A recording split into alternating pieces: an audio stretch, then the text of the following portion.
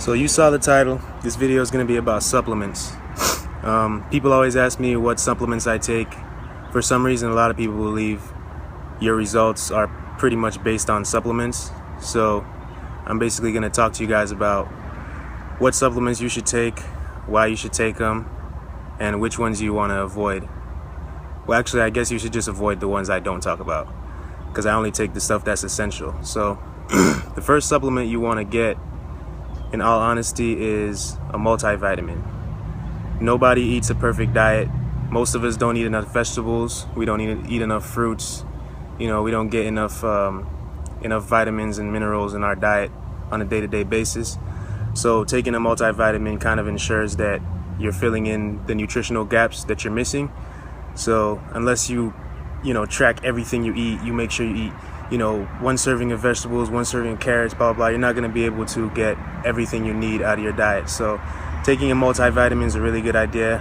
They're really cheap. They range from like $10 to like $20-$30 a month. So you can even go to like Walgreens and get One A Day Men or something like that. So I'll also put a picture up right here of the exact one I take. So if you guys want to go ahead and get that, look at the ingredients. I'll put the name down here too, so you guys will see exactly what it's called. So yeah, that's that. The second most important one, I think, is probably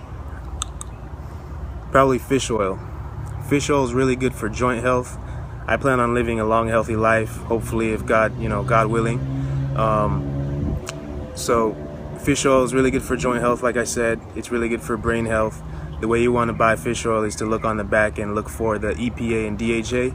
The higher those are, the better the fish oil. That's basically all you need to know about fish oil. It's going to help you. It's going to help you metabolize fat. It's going to help you with joint pain. If you have any little aching pains or things to do with like cartilage and joint issues, it's going to help you with that. So that's a really good thing to invest your money in. And everyone should be taking the two things I just said, the multivitamin and the fish oil. Everybody should be taking that. So despite, even if you're 10 years old, like my kid, when he comes out, he's going to be taking fish oil and multivitamins from day one, because I want him to be healthy. I want him to basically optimize, his genetics and make sure he gets the most he can out of. There's a wasp right there. Okay. Yeah, I want to make sure he gets the most he can out of his diet. And like I said, multivitamin, filling in nutritional gaps. Fish oil, really good for metabolizing fat, joint health, brain health, skin health, literally everything. So it's important to take care of yourself. And a lot of people focus on, oh, you got to get your protein, you got to get the creatine, but the small things is what matters. You want to put your body in the perfect environment to build muscle, because most people don't know your body doesn't want to build muscle. It actually wants to build fat. That's why most people have a lot of fat. So in order to put your body in an environment where it's going to build muscle, you have to do everything right, and you have to start from the ground up. So basically, the four things I'm going to talk about is like your foundation. The multivitamin, fish oil. I'm about to get into protein and probiotics. That's your foundation. So that's like, if you're going to build a mansion, the most important thing is the foundation, to make sure that everything else goes correct. Because if your foundation is screwed up, at some point your house might even collapse. So that's the most important thing. Those two things are very important, the multivitamin and fish oil. And now I'm going to talk about protein. So you don't even necessarily need to get a protein powder. Oh, and yeah, I'm going to put the fish oil that I take right here too. Moving on, yeah, protein. So you don't necessarily need a protein powder if you are already eating a lot of meat. And I mean, a lot is a relative thing, because for me, a lot of protein is like, 250 grams a day. For someone smaller, because I mean, I'm 6'3", I'm 230 pounds. So for someone who's like 160 pounds, they're not going to need that much protein. They might just need like, 180, 160, depending on their goals. And protein varies. I mean, if you're trying to lose weight, you have to have more protein to keep your muscle, to basically, maintain what you already have. And if you're trying to gain weight, then you don't need as much protein, because you're already getting a lot of carbs. So you're already kind of satiated. But that's a story for another day. So protein powder, I'm going to put the one I take right here. You guys can check that out. I'll put the name right here.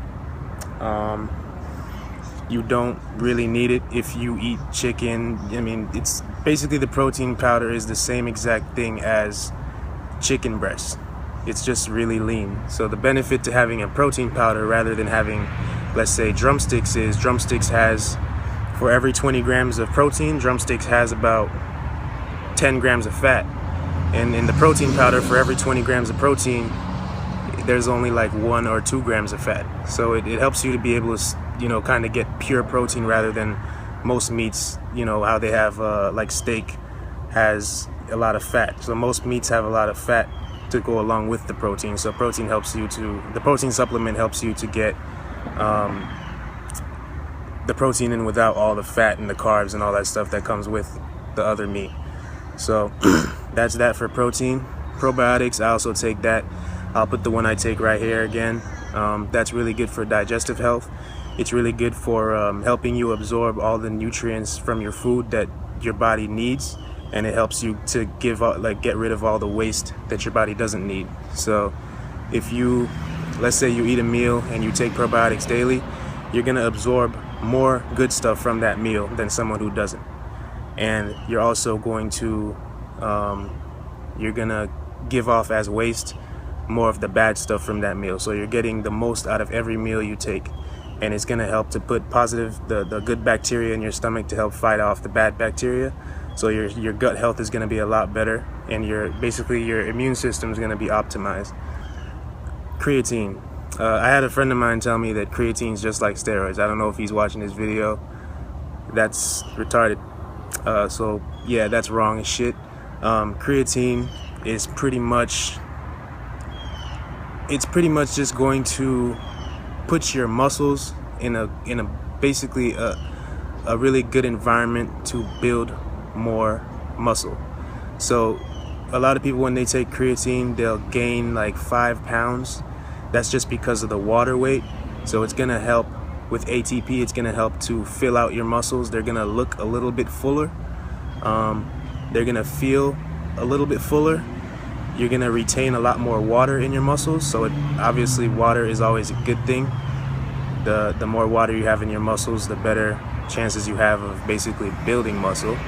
So, and I'm not getting into like the technical terms, so if you guys want to look it up and research the shit for yourself, go ahead. I'm just basically giving you my definitions of everything. It's not like textbook perfect definitions. So just know that creatine is really good for putting your muscles in an environment to where it's going to be able to expand and grow. So if you're trying to build muscle, creatine is a really good idea. It's also really cheap because I think I got my creatine I'll put the one I take right here too. I got it for like $30 and it lasts like 4 months. And all you need is 5 grams of creatine per day. Unless you weigh like 300 pounds of like muscle, then you might be able to metabolize like 10 grams per day. So to recap, most important things, the foundation of what you want to be taking supplement wise, you want a multivitamin, a fish oil, a probiotic, and protein if you don't eat enough meat.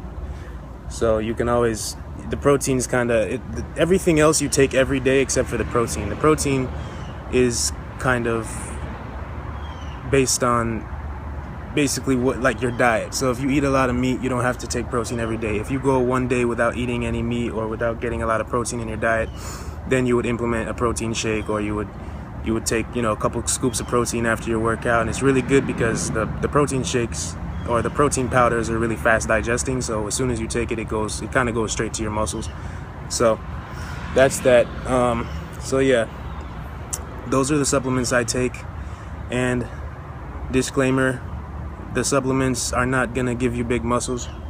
Supplements is like 5% of the whole thing.